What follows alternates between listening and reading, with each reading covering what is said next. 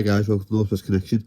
This episode we're heading over to Leeds to talk with the Powerhouse DIY promoters behind some of the city's most adventurous gigs. Bad Owl presents. They've built a reputation for fearless booking, community first ethos and giving left field artists a proper home in West Yorkshire. Let's get into it. Hi guys, welcome to Northwest Connection. Would you like to introduce yourselves? Hi, thanks for having us. So I'm Stuart from Bad Owl Presents. And I'm Kerry, the minion. So, how did Bad Owl Presents come to be? So, we're just saying recently, I don't know how we don't get interviewed very often, but we seem to have been interviewed maybe about 3 times in the past month or so. So I feel like I'm constantly repeating this story. So I think by the time this interview is done, probably 80% of the UK will now know the story about how Bad Owl came to be.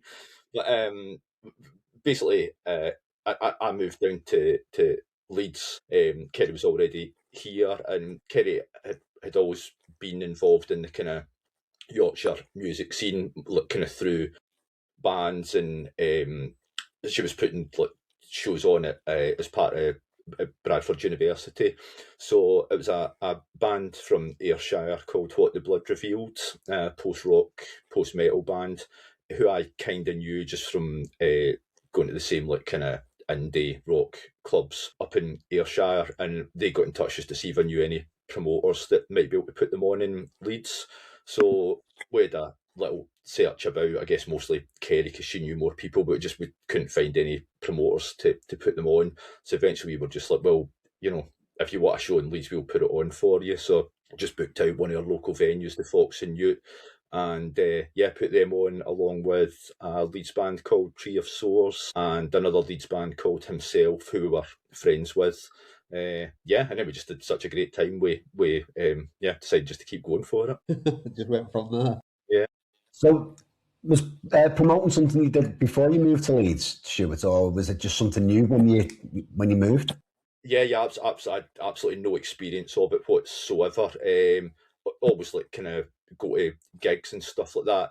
The where I'm from, a place called Kilmarnock, there was no scene at all. People obviously know it now because of Biffy Clyro, but there was not much music going on. And then the nearest place was kind of Glasgow, and I guess I honestly didn't know anything about promoting. So even it was by pure chance that What the Blood Revealed asking, and else it wouldn't have been something that I thought I'd be able to do, or even how to get started in it. But I say you put on some shows at Bradford University, didn't you, Kerry? Yeah, well, kind of. I was sort of ENTS officer at Bradford Uni, but more so, it has always had a really, really strong DIY scene, and going to small gigs put on by mates was something I'd been doing for 20 odd years or so. So Leeds already had a really strong music scene. Admittedly, it wasn't kind of like the kind of music that we're involved in now. It's more sort of punk DIY. So just through mates putting gigs on and stuff, I guess that was kind of sort of the extent of what I knew about sort of big promoting and things like that. Old school flyers, scenes, printing out things at work when you're not supposed to be using the phone. So you've just said it there, Kerry. Leeds has always had a strong alternative scene. What do you think it makes such a good home for the kind of music that you champion at Bad Owl? Well, we're quite lucky geographically, I suppose, because obviously being one of the major cities up in the north, there's lots to go at. There's the music college, there's the venues we've got here. We're really blessed, and the Broodnell is a really strong linchpin for that in terms of grassroots music.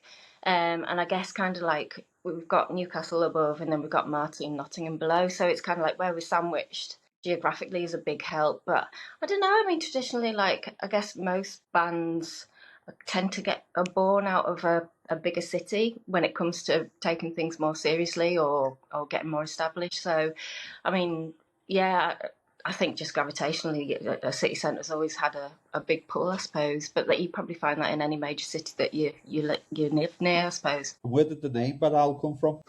So that was getting a poster made up for the first show, and again didn't really know where to start. My brother's a keen artist, like just like kind of doodles and stuff in his spare time, and he's good at it, much better than me certainly. And I just said, look, you fancy doing just a design for the poster? So he did, and I can't remember if I suggested it, if he just decided himself, but he did an owl. I might have suggested just because of the link with Yorkshire and the owl, and certainly Leeds and the owl as well. So he did an owl, and I think we were just like, it looks pretty bad, that owl, and we just went, well, a bad owl, there you go, that'll do. I knew about that story, Stu, was about Andrew drawing it. I didn't even know that was where the name came from. yeah, there you go.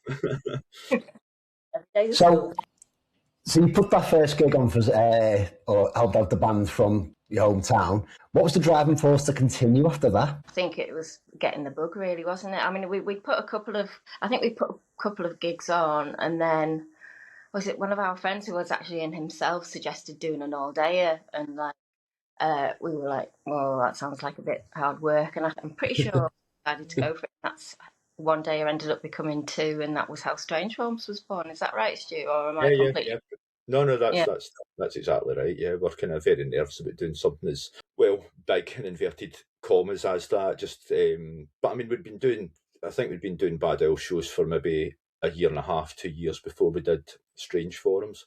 But certainly coming, like, as Kerry says, it was just like getting the bug, and definitely there was a lot of naivety in it. Like, as soon as that show was finished, I pretty much went and just booked out the Fox and Newt venue for another gig.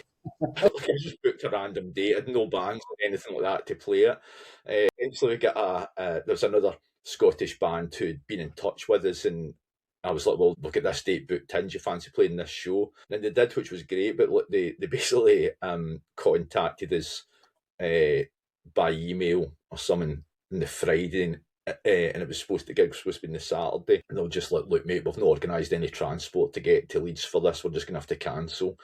So yeah, that was our second ever show, and we'd cancel it the morning of the show because the band kind of put us in it a little bit, not mentioning any name.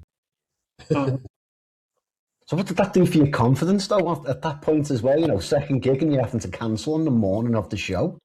Well, I think we were still winging it at that point, so we didn't actually, we weren't confident or arrogant enough to think, oh, how's this going to look on us? Because it was only gig number 2, so our reputations certainly weren't on the line or anything like that. And it was just, I mean, most people, thankfully, are quite understanding. These things do happen, and it certainly wasn't the last time a band cancelled on us at relatively short notice. So it's just, you take the punches, don't you, sometimes? Yeah, to be fair, there'd probably been about 12 people turn up at it, so you'd look 12 disappointed people, probably including the two. It didn't make that much of a difference in the grand scheme of things. I think we were probably just a little bit embarrassed because it was more with the venue. We're just like, this is the second time we've done a show, and we're just embarrassed having to go to the venue. So, look, we're gonna have to pull this gig on the day of it. I think that was the kind of main feeling about it. That, as Kerry says, we're naive. I had no history of putting on shows. We're probably just like, nah, man, this is what happens to everybody. Every second show just gets cancelled. It'll be fine. And what are your musical influences? Do you want to go first? Can I just be rude for 1 minute? Our neighbour's cat is actually sat at our front door waiting to go out. I'm just going to excuse myself for a minute while Stuart answers that question. Kerry's musical influences these days is the neighbour's cat. I'm kind of like, I'm not a young man, so I've got like kind of musical influences from way back. I think if we're probably talking about getting into the kind of stuff that Bad Owl puts on, there was a friend's girlfriend had like mentioned Mogwai to me, like their very first album. And I listened to that, and I think just the fact it was mostly instrumental, I'd never really heard any alternative bands like that before, and it was just like, it just like kind of opened up a whole new musical world to me. And I get massively into like instrumental post rock from then on, and yeah, like kind of probably overly so, and it was the only thing that I was really listening to. But I've got like these days I love loads of stuff. I still love post rock. Math rock fan, post-hardcore, post-metal. I love loads of pop stuff. think I maybe mentioned when I was speaking to you guys before, but like Taylor Swift, Churches. We went to see Wuthering Heights recently. A group of friends and Charlie XCX did the soundtrack to that, and it was absolutely incredible. I've been listening to that a lot recently. But yeah, when I was younger, I'd be very much influenced by what I thought appeared to be cool. Whereas that's not so much anymore. I just love loads and loads of different musical genres. Where did you start, Stu? What age? I mean, I think I first started buying albums when I was like, the very first album I got was for my 16th birthday, and I'd asked for it from mum and dad, and it was the Joshua Tree by U2, which isn't terrible. I mean, it's a good album, so I think it could have been a lot worse. Yeah. But then I did go out and start buying albums myself, and I remember buying, I think the first couple albums I bought was like, I do remember Hot House Flowers. Not very cool. Climby Fisher, just like basically a kind of pop band. Yeah, so like it was very varied back then until that was. But I feel that was me just finding my musical footing, than it was more in the kind of late 80s, 90s when it was like kind of rock music and alternative music that I started properly getting into. I meant like what age, as in what age did you start answering your question rather than I'm asking you the question to answer? I started answering the question at age 53. I kind of grew up with a household of music lovers, so my mum and dad had a big influence on me, and I've got two older sisters who are about 6 years older than me, so it was always a case of taping the top 40 every Sunday at Sunday lunchtime. But I got into alternative music. The Cure were the first sort of alternative band I ever got into, thanks to a boy with a silly haircut, and off the back of that, I kind of. It wasn't Stuart, by the way. And then off the back of that, I got into sort of a whole new world of music, and I did, instead of like going and doing my work experience at school in like a hairdresser's or a school like most of my friends did, I got my dad to see if he could get me a place at the HMV in Middlesbrough. So from then on, I was just like, that was just me, and all my wages collecting, just buying records and stuff. So yeah, and then I think in the late 90s, I sort of got into, I think Mogwai, probably in Slint, were the first sort of couple of sort of post-rock bands I really got into. And my and Stuart's music tastes have followed each other quite similarly, just through pure coincidence. So kind of quite lucky. I'm probably less actively into pop music, I guess, or some of the more heavy screamo stuff that Stu likes listening to, but I'd like to think I've got an open mind. Safe stuff, I think. So we go back to the Stange Forms promotion. Where does it start? What's the first part of the process for you each year? Well, we always say the headliners, and then further along the line, it's still the headliners, and then you realise that you've got all your sort of local and medium and supports booked, and it's still the headliners. But yeah, it's kind of like an ongoing. I mean, as soon as the Stange Forms is over, we check in with Nathan and get the next year's date booked in, really, don't we, Stu? And then it's either bands that couldn't play that particular year, you sort of have conversations with them about potentially playing the year after, and yeah, it's kind of like it's really not sort of in a stressful way an all year round machine, but it is sort of bubbling under for most of the year, I'd say. I think we don't really have a structure as such, do we? I mean, it is very much, and probably obviously a DIY event.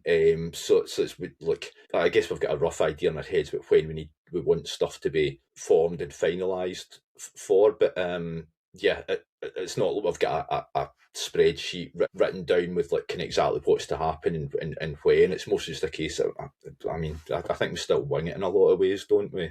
Yeah. Well, we're very good at winging it, I like to think. Yeah. Pro wingers. And when you're deciding to book a band, what's the first thing that matters to you? Well, selfishly, probably if we like them, because we, as we've always said,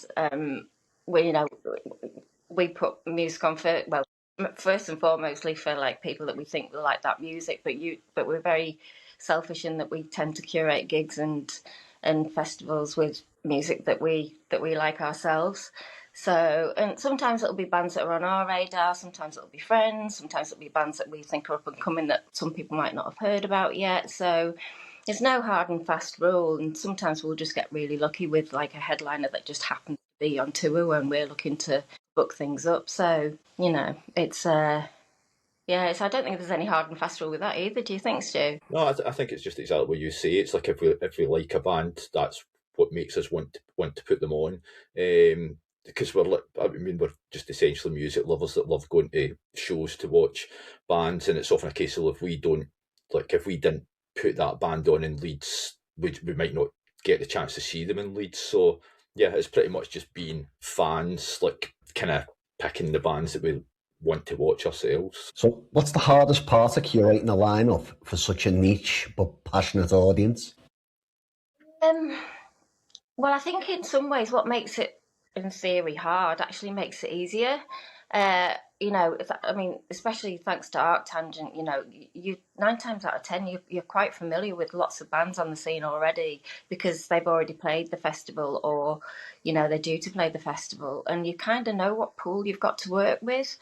I suppose that one of the hardest parts is probably finding those little gems that are on the way up that not many other people know about, because they're kind of like that's for me personally is when like you find a band that you go onto Instagram and you see that not many people that you've got in common with them follow them, and it's like, oh, I think these are going to go down really well. So, and then when that happens, that's just like a little pat on the back. But in terms of niche, I suppose diversity is always a problem, really. I think that's across the board, but I think that's across the board in a lot of music genres, not just the ones that we sort of work in. But apart from that, I guess it's kind of like just making sure we have a little something for everyone, because we do try and make Strange Forms, as well as our own gigs, as inclusive for everybody, for all walks of life, for all affordabilities as well. So it's just kind of making sure that we're not being too niche, that we're excluding people. I think with the booking process, probably the most frustrating thing is we're very lucky. A lot of the bands we deal with, we're just dealing with the bands direct, and then a lot of the bigger bands, we've got really good relationships with several agents, but it's probably dealing with the agents who aren't familiar with us and don't know what we're about, and it's just like sometimes the communication can be really bad, like waiting for responses, not getting any responses at all, being written off very, very quickly, that kind of thing. So I do find that quite frustrating. We get that too. So when you're looking for these gems, these new bands coming up, how do you go about that process? Is that out regularly at gigs, or is this through word of mouth usually? I feel like I've spoken quite a lot, Stu. Do you want to? Yeah, it's probably a little bit of everything, to be honest. I mean, look, yeah, it's maybe seeing somebody at a band at a gig. I think we like to think we've got our finger on the pulse a little bit. So if we go to a gig, we'll normally be aware of those bands that we've seen, even the kind of the support bands. The scene is very, very small and cliquey, and I mean I'm using cliquey in a good way, because like people are like know each other, so you get like recommendations from other promoters or other fans or friends. Sometimes just keeping ear to the ground. I find as well stuff like, and I almost want to whisper the name Spotify, because I know it's the devil, but like sometimes I'll be listening to an album on Spotify, and then something I'll just start randomly throwing up like stuff that's similar, and I've definitely found new bands through that as well. Sometimes it's just a bit of good old fashioned research as well. Like I know certainly there's been a couple of bands this year's probably that I was quite chuffed myself, because I was probably I think there's 3 bands that I said to Stu, and he was, if Stuart hasn't heard of them, like it's like a little so yeah, it's sometimes it is sort of like just doing a bit more of a, because you've got your bands that and you've got the bands that you love, you've got the bands you've heard about, you've got bands that you haven't been able to put on before, and it's an opportunity to be able to change that. But also it is like you do have to scratch the surface a bit deeper when it's looking for the hidden gems, and sometimes the internet's the best place for that. Yeah, Kerry's really chuffed with those bands, because usually I hate bands that I haven't discovered first. You just find them, I just write them off immediately. So when you're putting on an event like Stange Forms, what's the thing that people don't see, the unglamorous bit that takes up most of your time? Going around B&M Bargains the night before and buying 35 6-packs of Seabrooks crisps.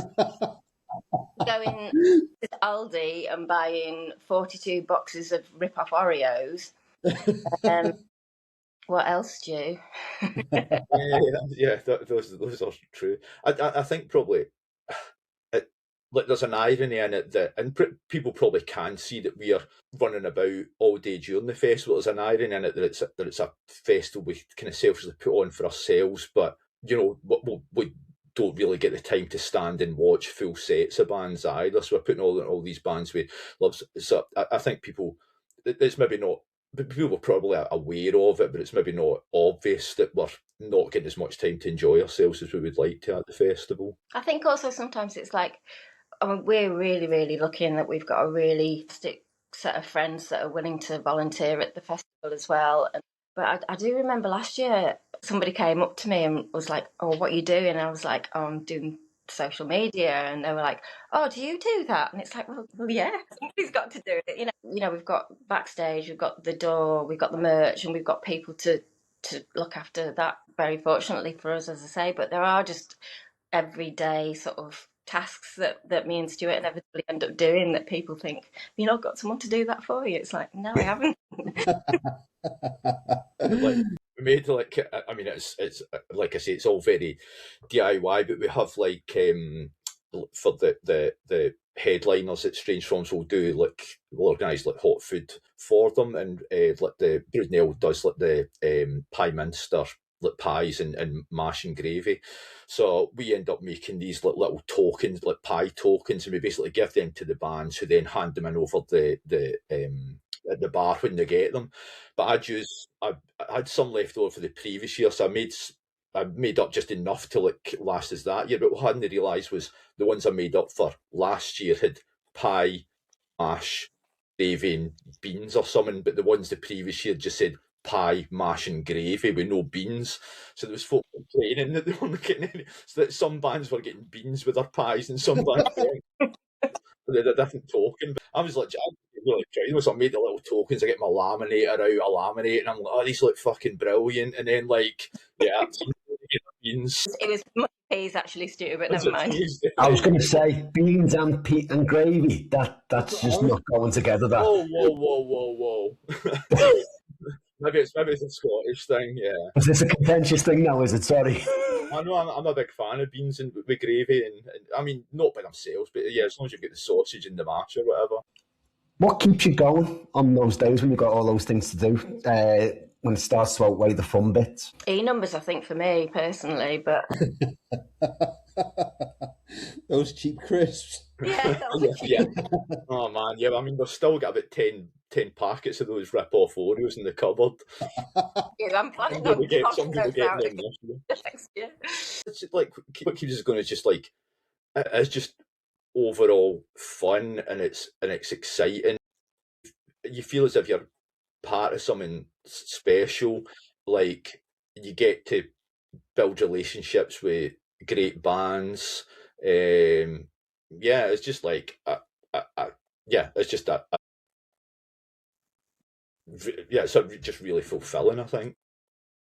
Yeah, and again, it's like adrenaline on the day itself as well. Sometimes you're sort of like trying to keep one step ahead of yourself, and it's like just that sort of, have I done this, have I done that? Because at the Brood as well, we've got very limited time when we can, because it's in a residential area, of having the back doors open for bands to load in and load out. So it's like you're always clock watching as well, just to make sure that each band hits the window, because if you miss it, you've got another 30-40 minutes before you can sort of turn that round. So do you sleep the night before? What was the question, sorry? Do you sleep the night before? I mean, I'd still get nervous about putting shows on. We did our 100th show like 2 years ago, I think, so we must be at like 120 or 130 now, but I still get nervous before every single show. But I think that's like, I think that's good. I think if I wasn't nervous, I'd probably mean that I wasn't really caring as much. Yeah. So was there a band that you've booked for either just a show or for Stange Forms that you still can't believe said yes? I mean, and so Watch was pretty hard to top, I suppose. I suppose we must sort of give a special nod to Hayden Britland for helping us sort that out. But yeah, that was a pretty big deal. Don't know. Yeah, that was pretty special having in So Watch from afar last year. I think when we booked Maybe She Will for Strange Forms a few years ago as well, that felt like kind of quite special too. Yeah. What's your specific roles within Bad Owl? We just both do everything, really, I think, don't Bit we? of everything. Yeah, a bit of everything. Yeah, I tend to be the gobshite, and Stuart tends to be the sensible one. Yeah. I think that I think certainly like there was a long period of time where I was mostly doing the more forward-facing things and like most of the communication and like mostly booking the lineups for everything. But a lot of that was down to just how busy Kerry's like day job was. But certainly in the past like year or two, you've managed to find a bit more time, and like Kerry would do loads of the background admin stuff and didn't get like the credit she deserved because I was the one always like with my face in social media and all that kind of thing. But I think in the past couple of years you've found a little bit more free time, and like you've started booking in like full lineups for shows, like booking like the Strange Forms acts. I mean, last year Kerry booked both the headliners like Nordic Giants and So Watch from afar. So it definitely feels like it's much more of a 50-50 split now, doesn't it? And like you're I really appreciate you saying that, Stu. I think like Stu says at the beginning, I was within my career, I was like working with music all day long. I was in about 2 or 3 bands, and there was Bad Owl as well. There was definitely a period of time when my head was just wall to wall with music, and if one thing was going to give, it was going to be Bad Owl, because Stuart had a really sort of good hold on that. But I think now, after COVID, I packed in doing music, and sort of like my job situation's calmed down a bit now. So I've certainly felt like I've wanted to get more involved in it. And also, I think probably there'd probably be a lot of eye rolling here, but I think simply the fact that Stuart's a man, there is an assumption that he is Bad Owl. I hope you don't mind me saying that, Stu. But also, no, it's totally true. I'm not on Facebook either. I actively don't have much going on social media. When Stu's sort of posting in all the forums and all the rest of it, it is his name, and and rightfully so, because he does manages a lot of sort of like social media. And he's very apt. I think you can always tell which one of us is doing the social media post. Be a little bit more creative than mine, shall we say? Yeah, my posts are usually a bit daft. So now it is a bit more 50-50. Is there ever any rivalry when it comes to bookings to try and outdo each other? In a friendly way. I don't think outdo each other. I think probably when I was getting used to sort of, I have to try not to be too possessive about the bands that I maybe reach out to, and just do it to send a reply to that agent, and it's like sometimes maybe I'll give them a bit of grief because that's my job, but actually I'm just being a bit of a tit and I need to just chill out. Yeah, I don't think there's any rivalry with like whose shows are going to be better than each other's, because like we just want the shows to be great. Yeah. So like I think I guess it's not like there'll be a show that like Kerry's kind of created the whole lineup for, but like that doesn't mean I'm any less involved in all the rest of the stuff. And likewise, if I've kind of created a lineup, Kerry will be doing it, like, it's pretty much doing everything other than the fact that one person's curated that particular lineup. So it's not like that's Kerry's show and that's Stuart's show. It's just like one of us happens to have booked a lineup for that one, but we're both just as actively involved in like promoting it and like being involved in the actual show itself on the day. Yeah, and it might. I mean, a lot of the time it is like Stu's just had a good chance to think about what bands would complement each other, and if my role that evening is doing the door and making chili for 20 people that aren't going to eat, I'll bring it home and put it back in the freezer. It's like that's my role on the night. But I like to think we are a good team. My role after those is like to eat chili for that's been 10 days after the show. So what's the biggest shift that you've seen in the UK music scene since you started promoting? The biggest shit. Shift. Oh. There's nothing there. Phew, I was just about to give you a band name there. I'm glad I realised that was. You're probably more qualified. I think probably you would know more about that, Stu, than I think it's tricky. I think we were talking about this recently, actually. How, when we put the first Strange Forms on, pretty much half of the band's 50%, obviously, was post rock. And I think there's probably 2 or 3 post rock bands on this year's lineup. So it's like, it feels that, like, because bands are sort of getting more inventive and bands are sort of crossing boundaries and genres, like, there's more diverse acts to go at. So I think overall the scene in general has shifted naturally because it's evolved. I wouldn't necessarily say there are less post-rock bands. It's just there are more blurring of the lines into different. Does that make sense? Yeah. I think you've probably got to thank, say, like Art Tangent Fest for that, who have definitely diversified as well, and it then almost gives us a bit more free range to like diversify like what kind of bands we're putting on too. Like I know. If you compare like this year for Strange Forms, probably feels quite varied when you put it up to the very first Strange Forms that we put on, which, as Kerry says, I think there was like 16 acts and 14 of them were like instrumental post-rock bands, which just seems like crazy now. And it's like, I think like the majority of those are like kind of like white guys as well playing in the band. So it definitely feels there's been a shift for the good, that things have diversified a bit, and like what the kind of music that you can put on, and the people that are getting involved in it as well. So I'd say that's definitely a shift for the good. So, have you had any gig disasters? Oh gosh. Not really. We've had disasters that have happened at the house afterwards when bands have stayed over. I think of a few of those, but in terms of disasters, there was a Scottish band called The Recovery. That was one of the first few gigs that we put on at the Fox and Newt, and I'm pretty certain the lead singer ended up with a pretty nasty gash on his head after, I can't remember what he fell off, Stu. Did he fall off a ladder? I'm not sure. He definitely did have a gash in his head. Did Martin from Falls not fall off of something, like break his arm or his wrist or something like that as well? I think I'm pretty sure that happened at one of our shows. I mean they were quite style, weren't they, that band? Yeah, absolutely. But I mean, they've both had loads of shows where we've lost money on, and like, but never enough in a row that we've had to consider not doing them anymore. So we've been very fortunate that way. There was like one of the when we had Strange Forms Fest at Wharf Chambers, and we had Gallops headlining one of the nights when there wasn't enough DI boxes for them to plug everything in. So I mean, they get delayed by about an hour, but there was just like nothing happening for an hour, and it ended up like Kerry and Hayden, like Gallops' booking agent, were just like trawling the streets of Leeds, going into pubs and bars and venues, just trying to get more DI boxes. And that, like, again, there was definitely naivety in that, because in reflection, I should have gone up on stage and just explained what was happening, but like I didn't do anything because I was so stressed out by it all. So Understandable.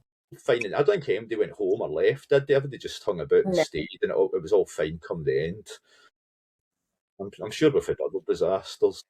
Yeah, I mean, things running late and people and bands getting delayed, I suppose, is kind of like the worst things that have really happened so far. Touch wood, but nothing major. So, is there a moment from you promoting or the festival that still makes you laugh when you think back? John Helps and his bloody towel insistence. I hope he won't mind me saying this, but John Helps. So maybe she will. When they were playing Strange Forms, like the towels just weren't materialising, and this was clearly becoming a bit of a problem. But it's now an ongoing running joke with John. He's a towel diva, so I struggle when I think about it. I think it like with the, again, this is just all being like DIY, but when we put on Strange Forms a few years ago, and as Kerry says, we get all like the snacks and stuff in, but like some bands. I can't believe you're telling this story only because you sound makes you, yeah. Sorry, reflection on you. That's kind of funny, but like the some bands will take more than what they should, so like we try and like give them an idea of like what they should be taking. But like, Say we, Stuart. what's that? Say we. Sorry, me. So I decided it might be an idea to like kind of write up a kind of idea of allocations to bands, and like we'd up in the green room at Broodnell Social Club, like how many packets of Chris it was, and 2.5 packets of Oreos, and just one of the artists came in who'd literally just played at a massive big festival, and as we walked into the green room and just saw them, they were just looking at this sign, just pissing herself and shaking their head. Yeah, we've not brought those. I think she was actually taking photographic evidence as well, Stuart. Exactly, yeah. But yeah, we've not put those pictures back up in the green room since that incident. So, what's next for Bad Owl and Stange Forms? I guess get this year over and done with, I guess. I mean, we're really excited and really looking forward to it.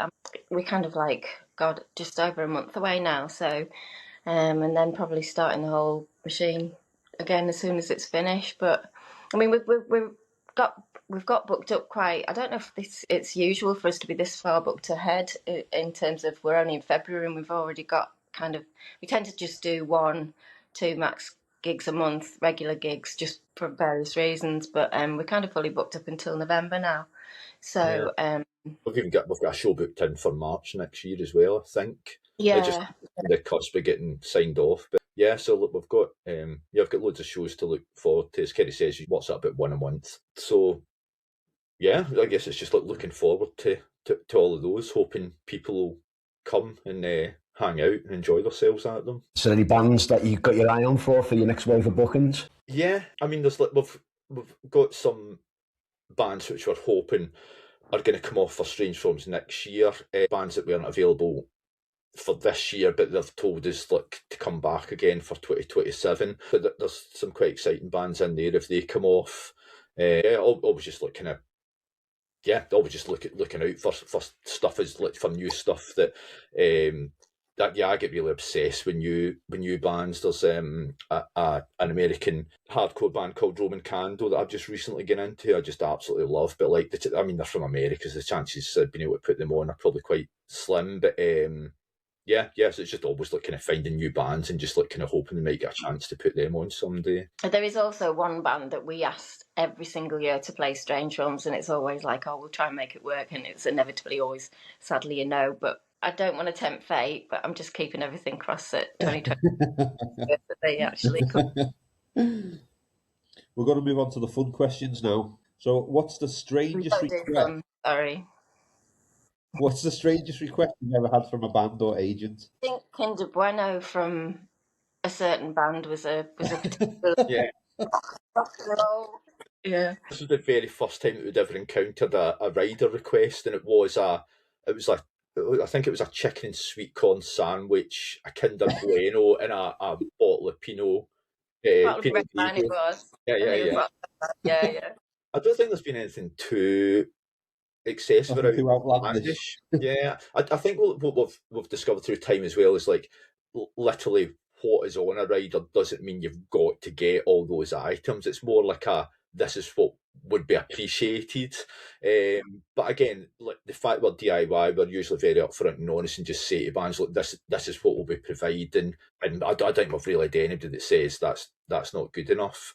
We had one of our recent riders, I've put on it like so this is like one of the bigger bands we've had, and it was just very, very sparse and almost gentle, and one of the things in the rider was like give some money to charity, which I just thought was really, really sweet. Yeah. So what would be in a Bad Owl meal deal? You got a main snack and a drink to pick.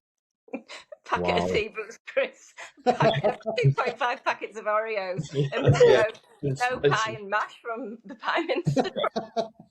Perfect. A bowl of cold chili. If you could only listen to one album for the rest of your life, what would it be? Oh, that's a shit question. I really can't do favourites. I really struggle. I guess you're the first person that said that's a shit question. I meant it's a really good question. It's just I'm a shit. Sorry, I should have worded that differently.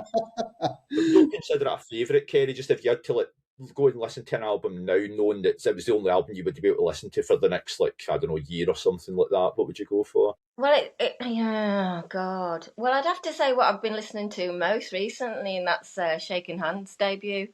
It's absolutely brilliant, and I love it, and I'm really chuffed and delighted that like they're playing Stange Forms, so I'm really looking forward to that. So that's what I'm going with. Awesome. Okay.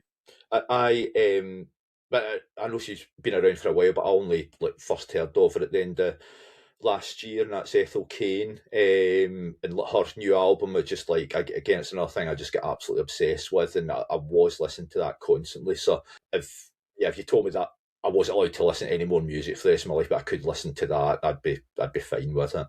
If you could book a dream triple bill made up of bands from any era, who's on it and who's opening? Oh Jesus, God! I thought you said they were fun. Fun for us. I'd go. I'm gonna go. I mean, this could change tomorrow, but see, I hate bands that aren't around anymore. Like, so none of them's getting on the bill. If you're not a band anymore, or you died or something, yeah, tough shit. I'm not playing my gig. So 65 Days of Static. Like Svalbard, I've always been one of my favourites for like years, and I just love them. So Svalbard are on it, and